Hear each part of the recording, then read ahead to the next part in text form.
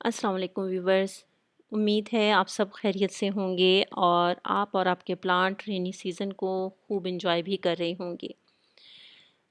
आज की मेरी वीडियो इस खूबसूरत प्लांट ड्रेसिना के बारे में है, जिसको ड्रैगन ट्री भी कहा जाता है।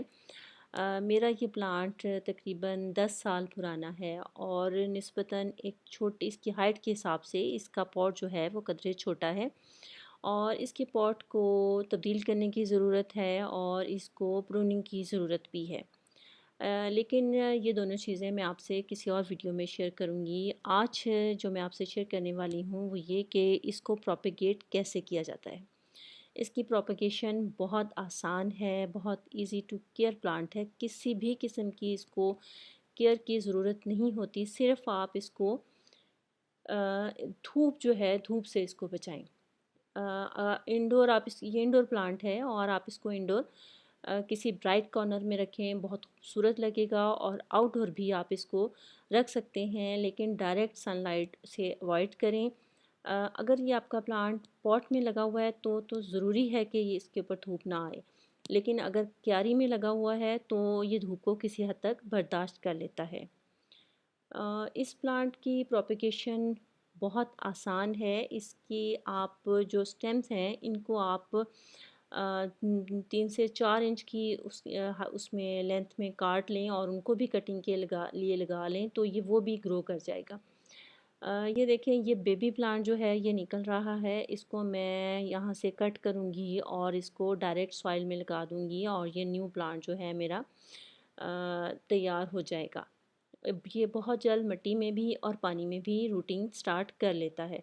इसके लिए आप जो भी कटर यूज़ करें या कोई नाइफ़ यूज़ करें वो शार्प होना चाहिए ताकि इसके टिश्यूज़ जो हैं वो डैमेज ना हों।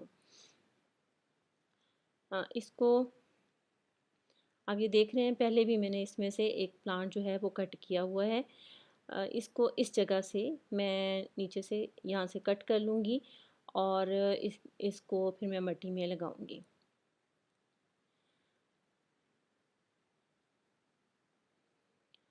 इसको थोड़ा-सा चंद घंटों के लिए अगर आप इसको खुश्क होने के लिए रख दें तो जैसे ज़ख़्म के ऊपर एक वो लेयर सी आ जाती है, उस तरह वो लेयर इसके ऊपर आ जाएगी, तो जिसकी वजह से इसको कोई इन्फेक्शन होने का ख़तरा नहीं रहेगा। अ, अब इसके लिए जो मिट्टी हम यूज़ करेंगे वो वेल ड्रेन्ड होनी चाहिए, क्योंकि जो ज़्यादा पानी है वो इसकी टिप्स को ब्राउन कर देगा और कम पानी भी इसके लिए नुकसानदेह होगा। तो इसको जब आप आपका एक जो न्यू प्लांट आप एक लगा रहे हैं उसको तो थोड़ा-सा पानी की ज़्यादा ज़रूरत होगी।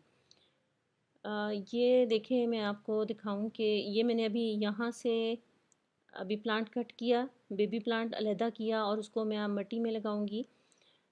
ये दूसरी ये स्टेम ये इसको मैंने बड़ा होने दिया और इसको भी मैं अगर चाहूँ तो काट के मैं न्यू प्लांट जो है तैयार कर सकती हूँ, लेकिन ये मैं नहीं कट कर रही क्योंकि ये मुझे ऐसे खूबसूरत लग रहा है। ये मैंने पहले प्लांट यहाँ से कट किया था, लेकिन ये थोड़ा सा बड़ा होने के बाद और ये वो प्लांट है जो मैंने इसमें से कट करके यहाँ पे इस तरीके से लगाया था और इसकी भी आप देख रहे हैं कि ग्रोथ कितने अच्छे से चल रही है। अब इसके लिए अब देखें कि मैंने अब एक अलहदा पॉट में, वो भी एक छोटा पॉट ही है, उसके अंदर मैं उसकी मिट्टी को जो है पहले मॉइस्ट करना ज़रूरी होगा। मेरी जो मिट्टी है वो ऑलरेडी गीली है क्योंकि पॉट्स मेरे सारे बारिश में पड़े हुए थे तो उनके अंदर मिट्टी पहले से ही गीली है। अभी जो मैंने बेबी प्लांट कट किया है वो मैं आपसे शेयर करूँगी।